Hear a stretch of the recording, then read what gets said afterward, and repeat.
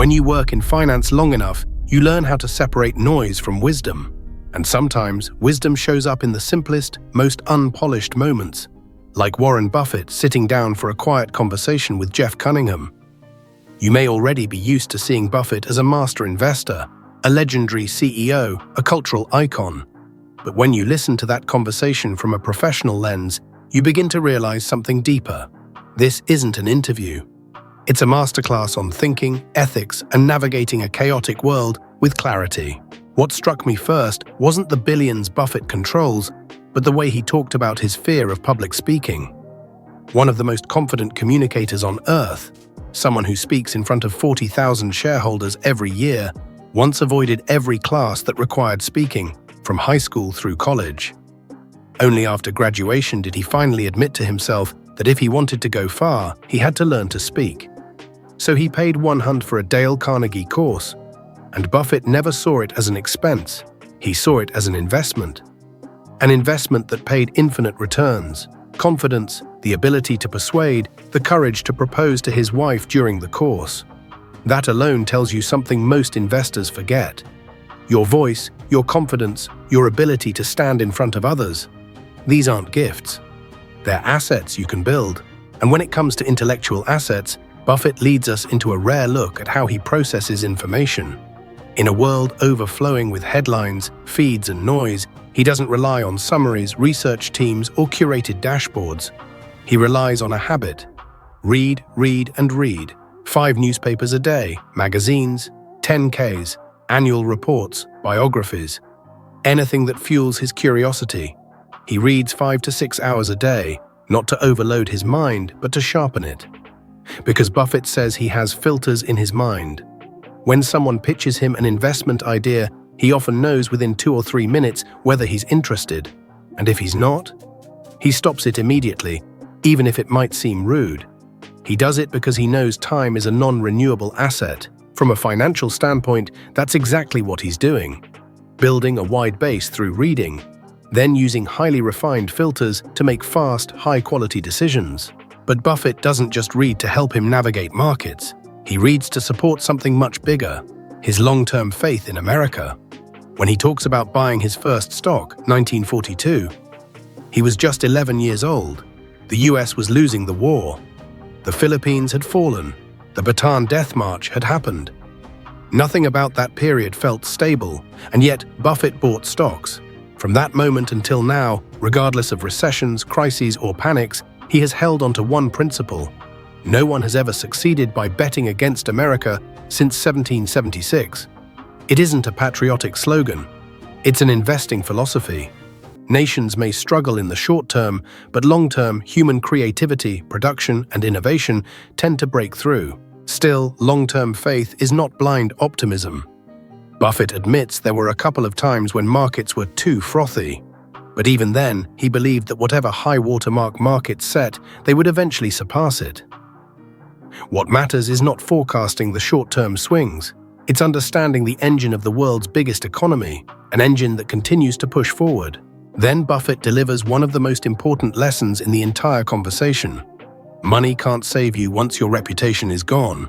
That's why he sends a 1.5-page letter to about 70 Berkshire CEOs every 2 years. Not a 200-page rulebook, because a 200-page manual only encourages people to look for loopholes. Instead, he tells them exactly what matters. We have plenty of money, but not an ounce of reputation to spare. He asks them to judge every action through a single test. If a smart but slightly unfriendly local reporter put your action on the front page tomorrow, and your family, friends, and neighbors read it, would you still feel comfortable? If not, don't do it. That isn't just personal morality, it's a risk management strategy for a 330,000-person organization. No compliance system can monitor every employee. No algorithm can prevent every mistake. But a culture built on reputation can. When the conversation shifts to mistakes, Buffett goes straight into the Salomon Brothers crisis, one of the toughest episodes of his career. A trader broke the rules. His supervisor learned about it. The president, chairman, and legal counsel all knew.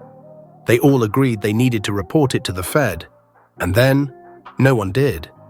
The trader repeated the violation. Something that could have been contained became a national crisis.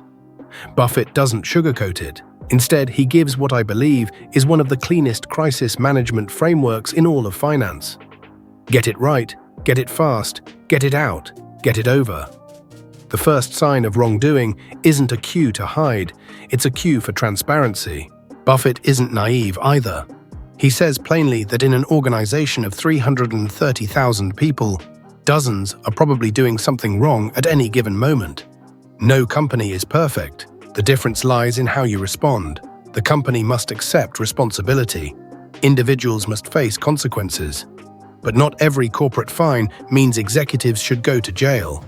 Buffett calls this a common misconception, confusing individual criminal acts with corporate-level conduct that requires penalties. It's a distinction many journalists ignore. That leads naturally into Buffett's candid view of the press. He explains a common journalistic flaw. Reporters start with a hypothesis, then go, quote, shopping, digging for a soundbite to confirm their angle, even if the other 43 minutes of the conversation say otherwise. That's why many people read headlines but not the article. Buffett says reporters must take responsibility for headlines, even if editors write them. Headlines are what most people remember. So if a headline misrepresents the story, the reporter has an obligation to push back. Yet Buffett doesn't dismiss journalism. He praises great journalists, especially Carol Loomis, a writer who began knowing nothing about business but learned accounting, learned how companies work, and became one of the sharpest business minds in the world. Buffett emphasizes something every investor should tattoo onto their brain. If you want to understand business, you must understand accounting. It is the language of business. You cannot analyze a company if you cannot read its financials.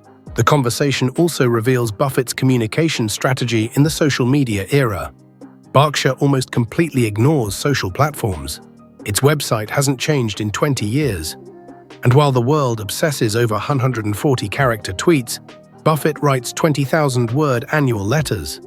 But he writes them for an audience he cares about, his two sisters. They hold nearly all their wealth in Berkshire. They don't follow every detail daily, and they want the truth, not spin. So Buffett gives them exactly that. Because he knows that important messages must be short, simple, and unforgettable for managers, but long, honest, and thorough for owners. Near the end of the conversation, Buffett says something that made me smile. If he weren't an investor, he would have become a journalist, and honestly, he already works like one.